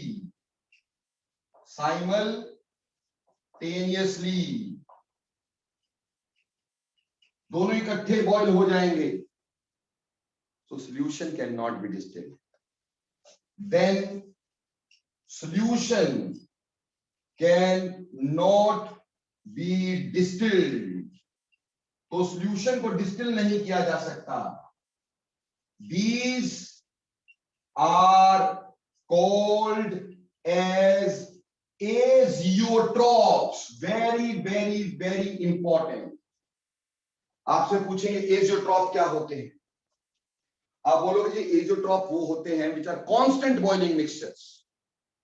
Constant boiling mixture which boils at the same temperature which cannot be distilled, जिनको डिस्टिल नहीं किया जा सकता है। तो इसमें जब फोर्सेस वीकेस्ट हो जाए, हर समय नहीं बनेगा ये, ऐसा मैं सोच लेना कि हर समय, जब फोर्सेस वीकेस्ट हो जाएं तो ए और बी अलग हो जाएंगे, दोनों में कोई फोर्स नहीं होगी, दोनों इकट्ठे बॉयल हो जाएंगे। जब दोनों का बॉइलिंग पॉइंट सेम हो गया सॉल्यूशन में, मान लो जैसे ये 70 है ये 80 है और बॉइलिंग पॉइंट सेम हो गया, एक ही बॉइलिंग पॉइंट में दोनों उड़ जाएंगे, तो क्या डिस्टिल कर पाओगे? नहीं कर पाओगे। तो ऐसी सॉल्यूशंस को बोलते हैं एजियोट्रॉप्स। यानी अगर बोले एजियोट्रॉप्स, तो azeotrophs are the solution which can never be distilled by simple distillation. उसका एक स्पेशल तरह की डिस्टिलेशन होती है, इसको वैसे डिस्टिल नहीं किया जा सकता, ये जिस कॉम्पोजिशन में रहेंगे उसी में वापस मिल जाएंगे। मतलब जितने मोल फ्रैक्शन पहले थे उतने मोल फ्रैक्शन बाद में रह जाएंगे। ठीक, इसके बारे में डिटेल में अगले लेक्चर में हम पढ़ेंगे कि एजियोट्रॉप क्या होते हैं, कैसे बनते हैं। पर यहां से मैंने थोड़ा सा आइडिया देना शुरू किया है कि at the time when forces become weakest, तो ए और बी एक दूसरे को पकड़ के नहीं रखेंगे, दोनों साइमल्टेनियसली उड़ेंगे, तो दोनों का बॉइलिंग पॉइंट सेम हो जाएगा। अगर दोनों का बॉइलिंग पॉइंट सेम हो गया, they can never be distilled, such a solution is called as azeotrope. अब एक बात बताओ, यहां वेपर प्रेशर बढ़ गया, हम ये जानते हैं कि बॉइलिंग पॉइंट एक ऐसा टेम्परेचर होता है जहां vapour pressure becomes equal to atmospheric pressure. Boiling point एक ऐसा टेम्परेचर होता है जहां वेपर प्रेशर एटमॉस्फेरिक प्रेशर के बराबर हो जाता है। यहां वेपर प्रेशर बढ़ गया, एटमॉस्फेरिक प्रेशर तो वही है, तो बॉइलिंग पॉइंट अर्ली आ जाएगा, पहले आ जाएगा कि नहीं? क्योंकि वेपर प्रेशर ज्यादा है, एटमॉस्फेरिक प्रेशर तक जल्दी पहुंच जाएगा। कम हीट करना पड़ेगा दोस्तों, लेस हीट करना पड़ेगा। तो ऑब्वियस सी बात है कि ऐसे केस में मान लो इसका बॉइलिंग पॉइंट 60 डिग्री हो गया, इन दोनों से कम हो गया, क्यों? क्योंकि वेपर प्रेशर ज्यादा है, बहुत जल्दी ये एटमॉस्फेरिक प्रेशर तक पहुंचेगा। थोड़ा हीट करोगे, एटमॉस्फेरिक प्रेशर तक पहुंच गया, उबल गया। तो इसका boiling point either of component से कम है, दोनों से ही कम है, तो इसको बोलते हैं minimum boiling azeotrope. Minimum boiling azeotrope, ये जो एजियोट्रॉप बनेगा इसको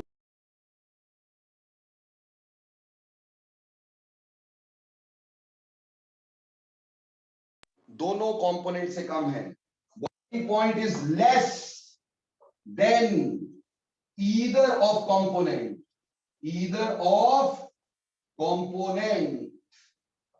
ठीक, तो पहली बात तो ये है, जब इनको मिक्स करने लगोगे तो इनकी फोर्सेस वीक बननी शुरू हो जाएंगी। वीक बनते बनते बनते बनते एक समय ऐसा आएगा जब फोर्सेस बिकम वीकेस्ट, और जब फोर्सेस वीकेस्ट बन जाएंगी तो ए बी को नहीं पकड़ के रखेगा, बी ए को नहीं पकड़ रखेगा, दोनों इकट्ठे उड़ेंगे।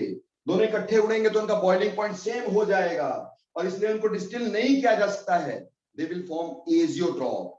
और किस तरह का? जिसका बॉइलिंग पॉइंट दोनों से कम है, यानी मिनिमम बॉइलिंग एजियोट्रॉप। बोलो क्लियर और नॉट, जल्दी बोलना यस और नो।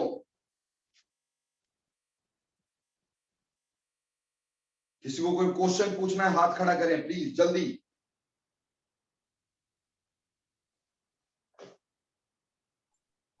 Excuse me sir. हाँ जी बोलो बेटे, पूछो पूछो, शाबाश। सर इस केस में पॉजिटिव डेविएशन के केस में हमेशा मिनिमम बॉइलिंग एजियोट्रॉप्स बनते हैं।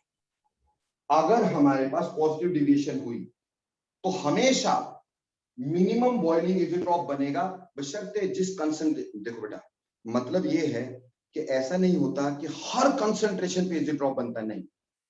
एजियोट्रॉप किसी स्पेसिफिक कंसंट्रेशन पे बनता है जब हमारी फोर्सेस वीकेस्ट हो जाती हैं, सबसे कम हो जाती हैं, और वो हमेशा मिनिमम बॉइलिंग एजियोट्रॉप ही यहां से बनेगा पॉजिटिव डिविएशन से। ये क्वेश्चन बेटा कंपटीशन में आता है कि मिनिमम बॉइलिंग एजियोट्रॉप कौन सी सॉल्यूशन बनाती है? बोलना जो पॉजिटिव डेविएशन शो करती हैं, जिसका कि बॉइलिंग पॉइंट दोनों से कम हो जाएगा। क्यों? अगर वेपर प्रेशर ज्यादा होगा तभी तो बॉइलिंग पॉइंट कम होगा, क्योंकि वेपर प्रेशर ज्यादा हुआ तो एटमॉस्फेरिक प्रेशर तक पहुंचने के लिए कम हीटिंग करनी पड़ेगी। बोलो बेटे, क्लियर और not? Yes. Okay, thank you. अब आ जाओ अगली बात, लास्ट बात आज की, थोड़ा ध्यान देंगे, बहुत ही important, very very important.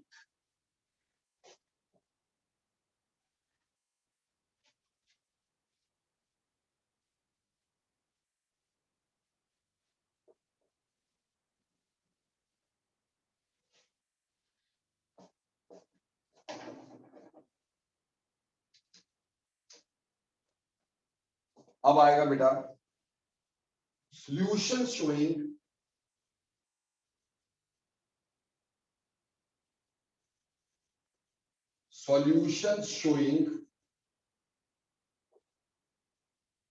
Positive deviation तो हो गया, अब कौन सी आएगी? Negative deviation. Negative deviation from Raoult's law. ठीक है जी, solution showing negative deviation from Raoult's law. ऐसी सॉल्यूशन जो नेगेटिव डेविएशन शो करेंगे फ्रॉम द रॉल्स लॉ, ठीक उसकी बात करेंगे। Solution showing negative deviation from the Raoult's law. अब नेगेटिव डेविएशन का मतलब क्या होगा बेटा? नेगेटिव डेविएशन का मतलब ये हुआ कि vapour pressure observed is less than vapour pressure theoretical. यानी राउल्ट्स लॉ से जो हमने निकालना था वेपर प्रेशर उससे कम हो गया। राउल्ट्स लॉ से जो हमने निकालना था वेपर प्रेशर उससे कम हो गया। यानी यहां बोल सकते हैं P of solution is less than PA degree XA plus PB degree XB, इससे कम हो गया तो उसको नेगेटिव डेविएशन बोला। अब नेगेटिव डेविएशन क्यों होती होगी? जल्दी जल्दी रीजन को पढ़ते हैं कि what is the reason.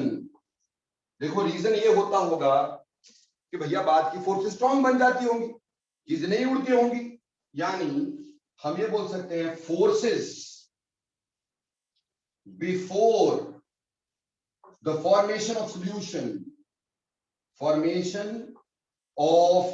Solution is less than forces after the formation of solution. After the formation of solution, मतलब समझ लीजिएगा, मतलब बहुत ही सिंपल है कि हम यहाँ पे ये बोल रहे हैं कि हमारे पास A से A की जो फोर्सेस रहनी थी और B से B की जो फोर्सेस रहनी थी, जब A और B की फोर्सेस बनी, इसका मतलब था कि पहले फोर्सेस वीक थी, पहले फोर्सेस वीक थी A और A में, और B और B में आपस में फोर्सेस वीक थी। लेकिन जब A को B में जोड़ा तो फोर्सेस स्ट्रॉन्ग बन गई, तो फोर्सेस स्ट्रॉन्ग बन गई।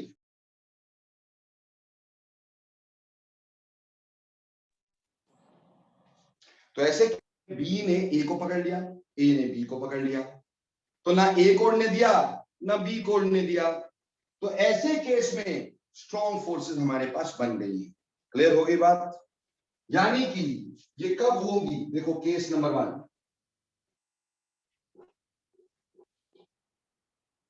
केस नंबर 1, पहला केस ये होगा, केस नंबर 1, कि जब हमारे पास new hydrogen bonds can be formed, new hydrogen bonds can be formed, जब हमारे पास हाइड्रोजन बॉन्ड नए बन जाए जो पहले नहीं थे।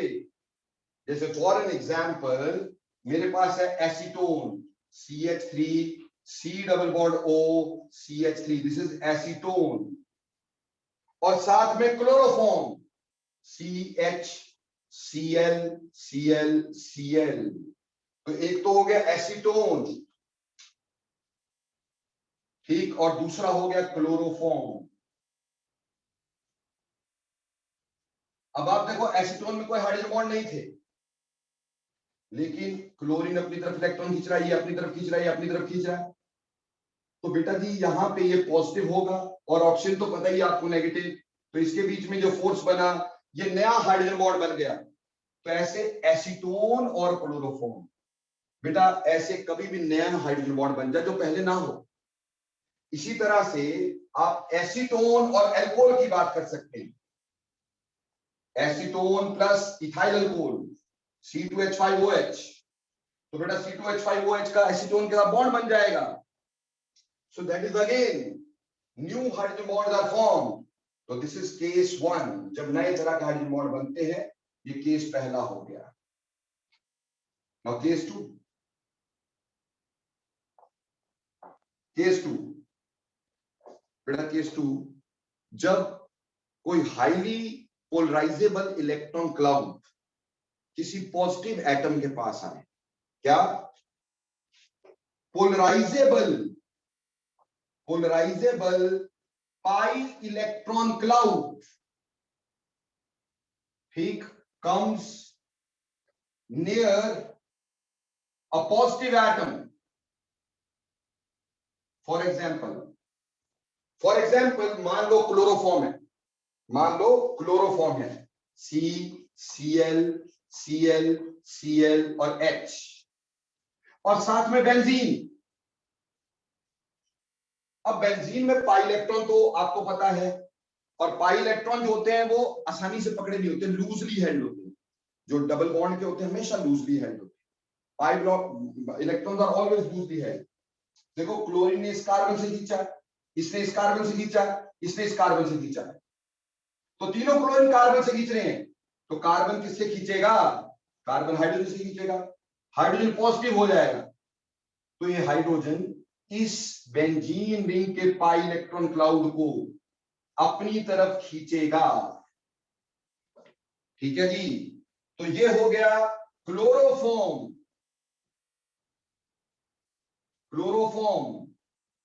Plus benzene. बेटे ऐसे जहां पे पोलराइजेबल पाई इलेक्ट्रॉन, यानी पाई इलेक्ट्रॉन हो और हाईली पॉजिटिव एटम हो, तो भी वो नई फोर्स बना देता है। और इसमें case 3 very important, when hydration is there, when strong hydration is there, मतलब रट्टा नहीं मारने की जरूरत है। जहां कहीं पे भी कोई स्ट्रॉन्ग एसिड वाटर में डाला तो हाइड्रेशन होनी। जैसे HCl प्लस वाटर, जैसे H2SO4 प्लस वाटर, जैसे HNO3 प्लस वाटर, यहां नेगेटिव डिविएशन होनी। क्यों? हाइड्रेशन का मतलब क्या है? जैसे HCl को वाटर में डाला, HCl अलग हो गया, H पॉजिटिव Cl नेगेटिव, तो H पॉजिटिव के आसपास वाटर इकट्ठा हो गया और Cl नेगेटिव के आसपास वाटर इकट्ठा हो गया, तो हाइड्रेशन हो गई। और यहां स्ट्रॉन्ग हाइड्रेशन होती है तो फोर्सेस स्ट्रॉन्ग बन जाती हैं। तो ऐसे में पॉजिटिव की जगह कैसी हो जाती है? Negative deviation. बोलो बेटा, तीनों केस समझ में आए? जब नए हाइड्रोजन बॉन्ड बन रहे हो, या पोलराइजेबल पाई इलेक्ट्रॉन हो, या फिर हाइड्रेशन हो, यस और नो, क्विकली। शाबाश रहना। सर केस 2 एक बार दोबारा बता दो, नेट लैग हो गया था। बेटे केस 2 में मेरे प्यारे बच्चे बहुत सिंपल, ये पाई इलेक्ट्रॉन हमेशा लूजली हेल्ड होते हैं। पाई इलेक्ट्रॉन हमेशा लूजली हेल्ड होते हैं। इसके आगे अगर पॉजिटिव एटम आ गया, उसने पाई इलेक्ट्रॉन को अपनी तरफ अट्रैक्ट कर लेना, खींच लेना है ना। तो खींच लेना तो फोर्सेस बन जानी है मेरे दोस्त। तो कैसी हो जानी है? फोर्सेस स्ट्रॉन्ग बन गई तो कैसी होगी? Negative deviation. बोल क्लियर? ओके, आर्यन बेटे क्लियर हुआ कि नहीं? आर्यन दीक्षा? Yes sir. बेटा इसीलिए मैं बोल रहा हूं ना, आप लोगों का यस नो जानना बहुत जरूरी है मेरे पास, क्योंकि इनका तो आप साथ के साथ आता है यस नो, जो बाकी पढ़ रहे हैं, क्योंकि इनको आदत पड़ चुकी है। ठीक, तुम्हारा पता नहीं चलेगा तो मुश्किल होगा मेरे लिए। देखो बेटे, अगली बात, प्रॉपर्टीज देखो इसकी। प्रॉपर्टीज देखो बेटा, प्रॉपर्टीज में सबसे पहली बात, यहां पे डेल्टा H ऑफ सॉल्यूशन जो होगा, या डेल्टा H ऑफ मिक्सिंग जो होगा, बेटा वो नेगेटिव होगा। लेस देन 0 होगा। क्यों बेटा? देखो वीक फोर्सेस टूटी, वीक फोर्सेस टूटी तो हुआ क्या? वीक फोर्सेस टूटी तो एनर्जी एब्जॉर्ब कम, लेकिन स्ट्रॉन्ग फोर्स बनी तो एनर्जी रिलीज ज्यादा। तो यहां एनर्जी रिलीज ज्यादा है, एनर्जी एब्जॉर्ब कम है। यानी ऐसी सॉल्यूशंस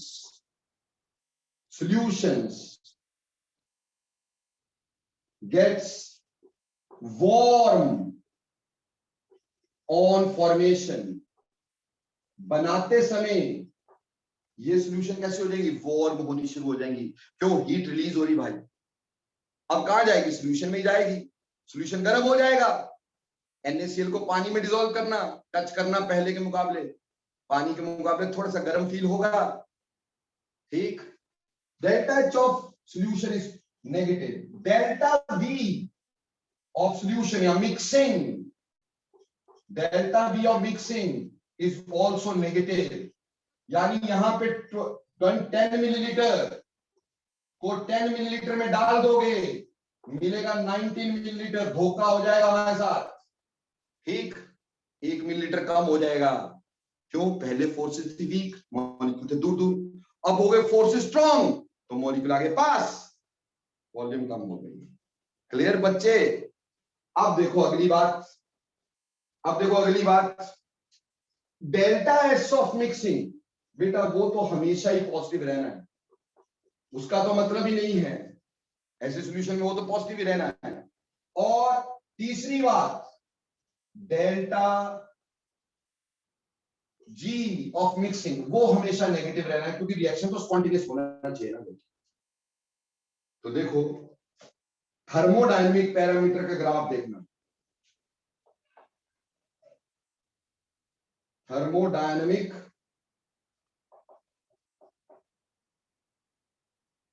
पैरामीटर्स का ग्राफ, ठीक। ये जीरो लाइनर हो गया मेरे दोस्तों, 0 0, ठीक। ऑब्वियसली डेल्टा H की वैल्यू ये रहेगी, क्योंकि लेस देन नेगेटिव हो गया। So this is delta H of mixing, ठीक। और T डेल्टा S की वैल्यू हमेशा ही पॉजिटिव रहनी है, हमेशा ही T डेल्टा S ऊपर रहना है। अब डेल्टा G कैसा होना चाहिए? देखो जरा ध्यान से, delta G is equal to delta H minus T delta S। बेटा ये नेगेटिव है, बीच में नेगेटिव है, ये पॉजिटिव है, positive negative negative, delta G negative होगा। और ये भी पीछे भी नेगेटिव, ये भी नेगेटिव, दोनों जुड़ेंगे तो इसकी वैल्यू डेल्टा H से ज्यादा होगी, यानी डेल्टा G का ग्राफ थोड़ा नीचे होगा। तो ये ग्राफ आएगा डेल्टा G ऑफ मिक्सिंग का।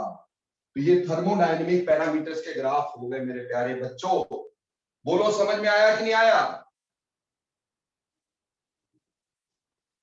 अब देखो आगे, ठीक। अगली बात हमारे पास आएगा रॉल्स लॉ का graph, graph of Raoult's law. शाबाश, ग्राफ ऑफ रॉल्स लॉ। बेटा एक्सपेक्टेड ग्राफ कैसा होगा?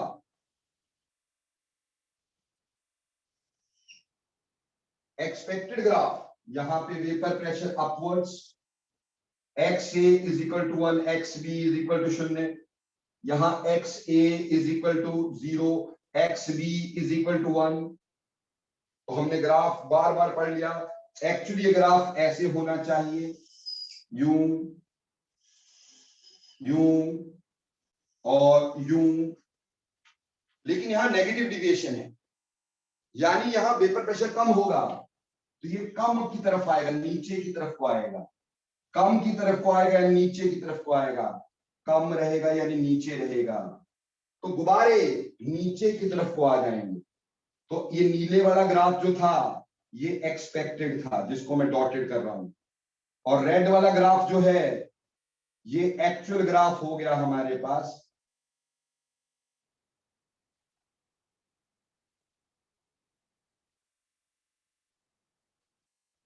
समझ में आया कि नहीं आया?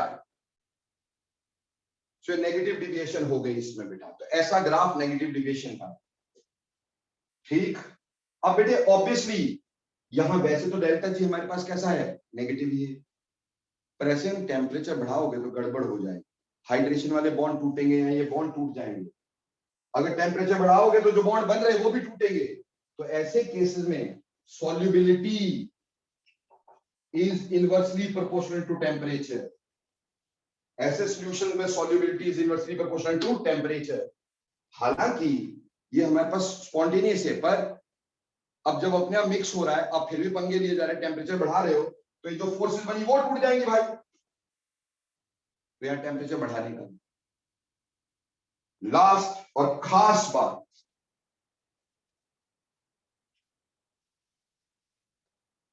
लास्ट सबसे खास बात क्या बेटा, जब ये मिक्स करते जा रहे हो तो फोर्सेस स्ट्रांग होती जा रही है। जब ये मिक्स करते जा रहे हो फोर्सेस स्ट्रांग होती जा रही है, फोर्सेस स्ट्रांग होती गई, स्ट्रांग होती गई, स्ट्रांग होती गई। एक पॉइंट ऐसा आ गया जब फोर्सेस बिकम स्ट्रांगेस्ट। जब फोर्सेस स्ट्रांगेस्ट हो गई तो ए ने बी को पकड़ लिया और बी ने ए को पकड़ लिया। ना बी ए को उड़ने दे रहा है, ना ए बी को उड़ने दे रहा है। ना जाओ सैया छुड़ा के भैया, है ना भाई, स्ट्रांगली पकड़ लिया है। उड़ेंगे साथ साथ, उबलेंगे साथ साथ, मरेंगे साथ साथ, है ना भाई। इतनी स्ट्रांग फोर्सेस हो जाएंगी। तो व्हेन यहां पे forces become strongest, when forces become strongest, जब इसमें फोर्सेस एकदम स्ट्रांग हो जाएंगी, स्ट्रांगेस्ट हो जाएंगी, तो दोनों कंपोनेंट एक दूसरे को स्ट्रांगली पकड़ के रखेंगे। Then again azeotrope is formed. Azeotrope is formed. Then again azeotrope is formed. When forces become strongest, then again azeotrope is formed. पर अब azeotrope कैसा होगा? देखो, अगर इसका बॉइलिंग पॉइंट मान लो 100 डिग्री है, इसका बॉइलिंग पॉइंट 70 डिग्री है। अब तो स्ट्रॉन्ग पकड़ के रख लिया, वेपर प्रेशर कम हो गया, तो वेपर प्रेशर को बॉइलिंग पॉइंट तक पहुंचाने के लिए ज्यादा हीट करना पड़ेगा भाई। बॉइलिंग पॉइंट बढ़ जाएगा, यानी इसका बॉइलिंग पॉइंट दोनों से ज्यादा हो जाएगा, 120 degree. So that forms a maximum boiling azeotrope. ठीक, it forms a maximum boiling azeotrope at a concentration, ठीक। एजियोट्रॉप पे पूछेगा तो क्या बोलोगे? बोलोगे सर कांस्टेंट बॉइलिंग मिक्सचर होता है। हालांकि सर ने अगली क्लास में बताना है हमारे को, पर फिर भी हमें ये पता चल चुका है कि एजियोट्रॉप जो होते हैं वो कांस्टेंट बॉइलिंग मिक्सचर होते हैं, यानी जिनको हम डिस्टिल नहीं कर सकते सिंपल डिस्टिलेशन से, जिनमें दोनों कंपोनेंट का बॉइलिंग पॉइंट सेम होता है, जिसमें composition of vapour phase and composition of liquid phase बराबर हो जाती है। ठीक, ये आगे पढ़ेंगे अपन। ठीक, और अगर नेगेटिव डिविएशन होती है तो बेटा वेपर प्रेशर कम हो जाएगा, तो एटमॉस्फेरिक प्रेशर तक पहुंचाने के लिए ज्यादा हीट करना पड़ेगा, तो बॉइलिंग पॉइंट बढ़ जाएगा, तो it give rise to maximum boiling azeotrope. ठीक, तो एक क्वेश्चन कंपटीशन में आता है कि which of the following can give azeotropes. बेटा एजियोट्रॉप सिर्फ वही दे सकते जो नॉन आइडियल सॉल्यूशन, जिसमें पॉजिटिव डिविएशन है या जिसमें नेगेटिव डिविएशन। नेगेटिव डिविएशन वाला मैक्सिमम देगा और पॉजिटिव डिविएशन वाला मिनिमम देगा, उल्टा चलना। नेगेटिव डिविएशन वाला maximum boiling azeotrope, positive deviation वाला मिनिमम बॉइलिंग एजियोट्रॉप। और आइडियल सॉल्यूशंस को सेपरेट किया जा सकता है, डिस्टिल किया जा सकता है, वो जियोट्रॉप्स होते हैं। और मैंने आज क्लियर करने की तुम्हें कोशिश की है कि बेटा विदाउट रट्टे के समझना है कि किसमें पॉजिटिव किसमें नेगेटिव। क्यों बेटा? रट्टा मारत जग भया जगमुआ, डॉक्टर इंजीनियर न भया कोई। आपको जो आपके कोई भी किताब हो, एनसीईआरटी हो, प्रदीप हो, दिनेश हो, मॉडर्न हो, फॉर्डन हो, कोई भी किताब हो, आपने सिर्फ एक काम करना है, उसमें जितनी भी डिविएशन दी हुई है उन सब डिविएशन को थ्योरेटिकली सोच के मेरे को बताना है, जो नहीं आएगी वो मेरे को बताना, जो आएगी वो देखना ये क्यों हुई, इसमें पॉजिटिव क्यों है, इसमें नेगेटिव क्यों है। अब लास्टली फटाफट लिख दो, समझ में आ गया यस और नो, रहना तो सारा समझ में आया और मजा भी आया रहना। आर्यन का भी यस हो गया, आदित्य का यस हो गया, अनिकेत यस, ईशान यस, सोनी का yes, Diksha yes, thank you बेटा। तो उम्मीद करता हूं आज आपने पढ़ा होगा बेटे, शायद जिन्होंने कभी किसी और का पढ़ा नहीं उनको ये पता नहीं कि सर ने पढ़ाया क्या। ठीक बेटा, एक भी क्वेश्चन कोई बच जाए ना आइडियल नॉन आइडियल सॉल्यूशन तो मेरे को बता देना, एक भी क्वेश्चन, ठीक। पर ये थ्योरी अच्छे से पढ़ना, समझना, इस सब को रट्टे नहीं मारना, जैसे मैंने रट्टे नहीं मारे वैसे तुम रट्टे नहीं मारेंगे। और होमवर्क ये है कि आप एक तो तीनों में ideal solution, positive division, negative division के डिफरेंसेस लिखेंगे। और दूसरी बात, जो भी बुक आपके पास होगी उसमें जितने भी पॉजिटिव डेविएशन के एग्जांपल है, जितने भी नेगेटिव डेविएशन के एग्जांपल है, उसको देख के बताना है इसमें पॉजिटिव क्यों हुई, इसमें नेगेटिव क्यों हुई। आपके जो नोट्स है उसमें देख के बताना है मेरे को इसमें पॉजिटिव डेविएशन क्यों हुई, इसमें नेगेटिव डेविएशन क्यों हुई। ठीक, क्लियर? नहीं तो कोई फायदा नहीं। चलिए।